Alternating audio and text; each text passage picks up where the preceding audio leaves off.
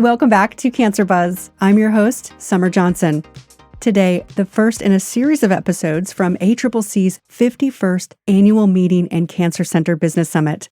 Cancer Buzz is in Washington, D.C. all this week, reporting from AMCCBS, as cancer leaders from across the nation gather to discuss the latest in oncology business, policy, and technology.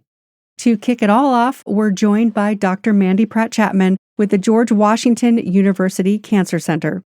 Tonight, Dr. Chapman will receive this year's Clinical Research Award. It's given to individuals whose research has impacted oncology and paved the way for better cancer care. I was incredibly surprised to hear that I received this award. I'm very, very honored, particularly at a time when so much of what I focus has been targeted recently by the current executive administration. I feel like this really honors the patient navigation workforce capacity work that I've been doing and the diversity, equity, inclusion work that I've been doing for the last 17 years. I'm thrilled that the navigation training has benefited learners in 42 countries and has been translated into Spanish, Portuguese, and American Sign Language. And I'm also incredibly proud of my work in the LGBTQI cancer disparities space. Talk about the research you've done over your career.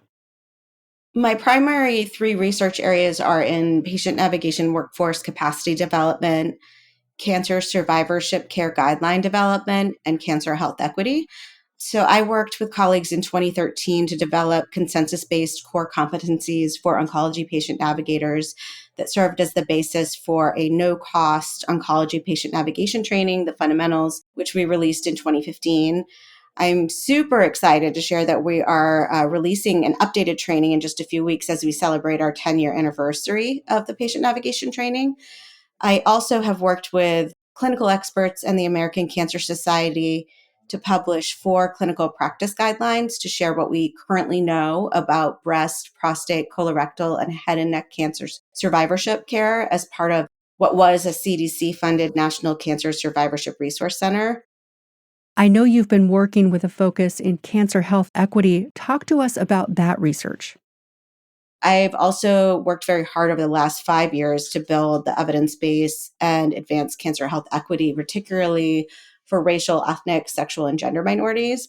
I'm currently in year 4 of a CDC-funded study that I co-lead with my MPI, that stands for Multiple Principal Investigator, from MedStar, Dr. Hannah Aram, through which we've screened several thousand patients for social risk factors across 5 competing cancer centers. And we've provided a 6-month community health worker enhanced support intervention. And we see really stark disparities. When we look at social needs of our patients at GW, for example, 49% of our Black patients report major social challenges such as inability to pay for basics or a lack of access to healthful food, while only 6% of our white patients express a similar need. As we know, this huge gap is a result of how our nation was built and constructed, our history of slavery, segregation, redlining, and forced dislocation of Black communities. So another important part of this study was delivering widespread implicit bias training and standing up diversity, equity, inclusion, justice task forces. Tonight, there's an award ceremony at AMCCBS where attendees will hear about the work you do and have done. What does this award mean for you and your work moving forward? Honestly, I'm so grateful for this award at this time because of my focus on health equity and the LGBTQI community. You know, in the last 2 months, it's been very, very challenging. So where I go from here, you know, it feels like it changes every day. Recently, I've had an NIH grant terminated. I've been censored. I've been heckled. I've been sent hate mail as a result of recent executive orders. And this award really allows me to celebrate some big wins, even though I fear that we've gone backward in dangerous ways over the last month or so in terms of community trust and safety in clinical care and research. So in terms of where I go moving forward, I will keep working on health equity and cancer care because I believe that progress is not progress if it only benefits the most privileged.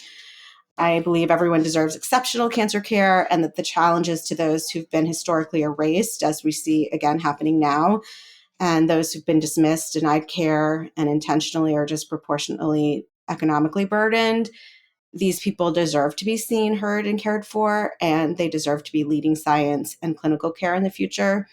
So it's really hard to answer that question. It's the most challenging time I've ever witnessed for science in my lifetime.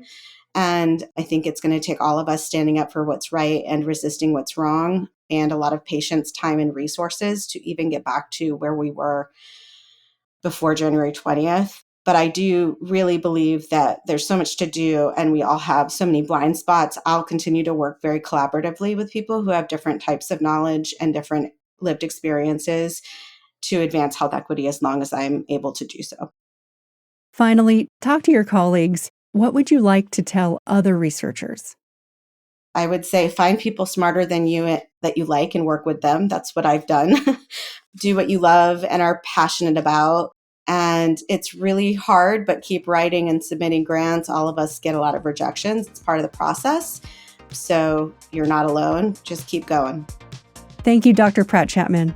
We'll be reporting from AMCCBS all this week, so make sure you're following this channel so you don't miss out. Thank you for listening. Until next time, for the Cancer Buzz team, this is Summer Johnson. This show is a resource of the Association of Cancer Care Centers.